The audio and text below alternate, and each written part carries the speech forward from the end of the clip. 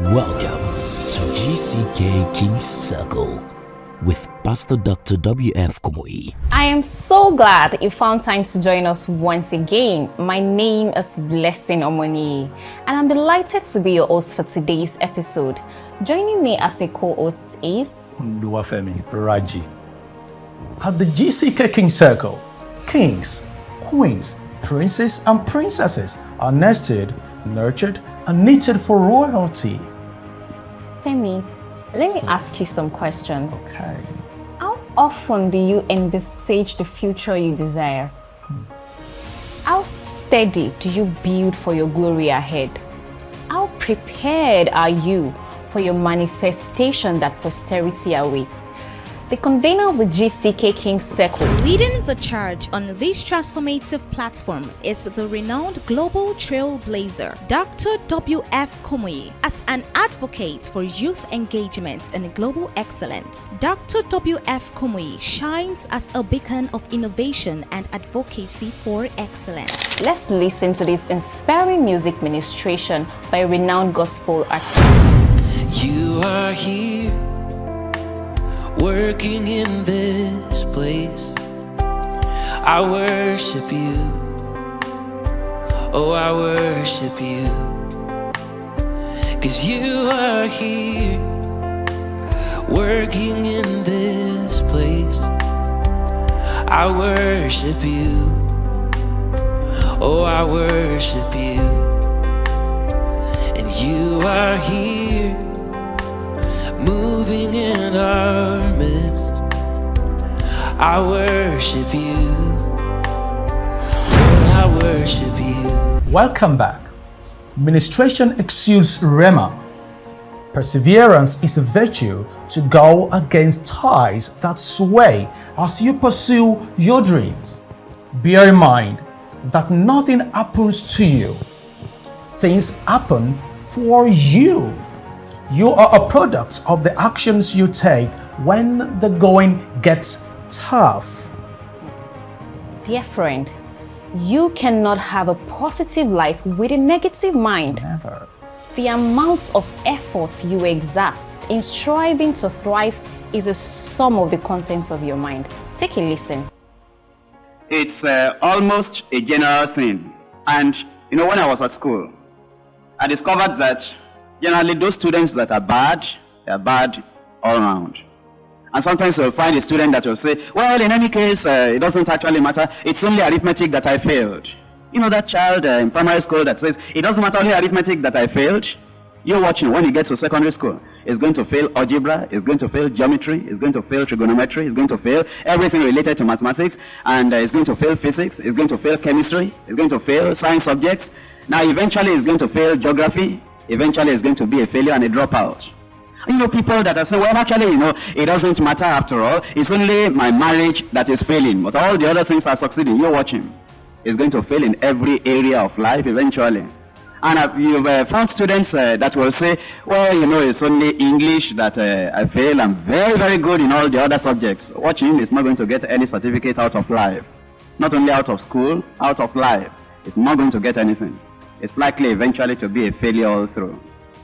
And you want to find out, why do these people fail in life? You read biographies. You might discover that what made a person fail when he was an unbeliever, it's unfortunate, but it's true, is what is making the man fail now as a Christian. Saved, new creature, now in what he has put his hand upon now, it's not succeeding. Check up his life. What made him fail in the primary school, secondary school? What made him fail in life before he became a Christian and before he became a Christian worker? He might find that's what made him fail, making him fail in the Christian work. Take this little example. A woman has married before she became a Christian.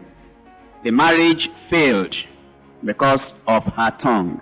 Living in that home, talking with the husband, sharp, terrible, the way she talks. That's exactly why the marriage is failing. Don't stay there. Come back. Follow her back to the secondary school. She was dismissed from school in class 3. Why? Her tongue got her into problem, and she openly abused the history teacher. Don't stop there. Go back to primary school. You remember the headmaster wrote a note and said, I want to see the parents of this child. Why? She was so shockingly rude, even to the headmaster, primary school. Go still far back, when she was very, very young. And you know, this child, when she was very, very young, she didn't have any permanent friend. She was always losing all the friends. Why? Her tongue caused her into problem. Now come back from there, come back to Christianity. Now she's a Christian. Wonderful Christian. She's born again, she's saved, she's sanctified, and she's telling us she's baptized in the Holy Ghost. And listen to her when she prays, she speaks in tongues. It's difficult to keep this person as a worker. What's the problem? Still her tongue. And if she would sit down and think very, very well, this thing that is causing failure now in the Christian work is what has caused failure in her marriage. Perhaps her marriage has packed up. It's what caused failure in the school. It's what caused failure in childhood. And a person might find, for example, that when he was at school, very sharp, and every time what the teachers will write in the remarks or report will say, this person has the brain. If he can work hard, he will be a good student. The teacher is saying the problem is laziness. Then he gets to secondary school. And again, the teachers are going to comment and they would say, well, if the parents will tell this child to work more than play, he can be fantastic. He gets into the universities, and at the university, going for tutorial, one of the lecturers will call this person to the office and say, look, looking at you, whenever you really pay attention in class and whenever you really seriously want to do something, you are marvelous. You can do something. But you know, you are sharp. But do you get to the library at all? Do you do this at all? That lecturer is saying, and haven't you discovered this laziness in your life?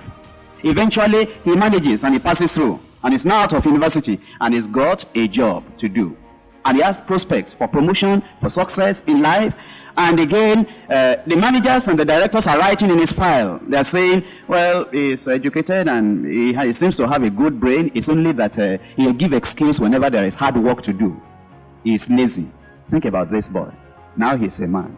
What is causing failure in his life? The same thing that caused the failure, primary school, secondary school, university, even though he tried to manage through, is what is causing failure in his life now. And then he's a married man now.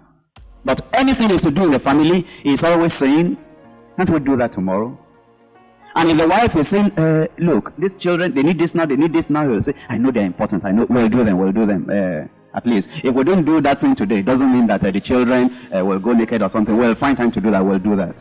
What's causing the marriage to fail again? The thing that caused it from primary school. Although he's now a Christian, although he's now born again, and thank God he's born again, he is going to heaven, but he will not enjoy Christ or enjoy the Christian life down here. He will not enjoy success, he will not enjoy Christian work, he will not enjoy anything. He might get to heaven just like he got to university. Almost missing the chance, they kept him on the waiting list.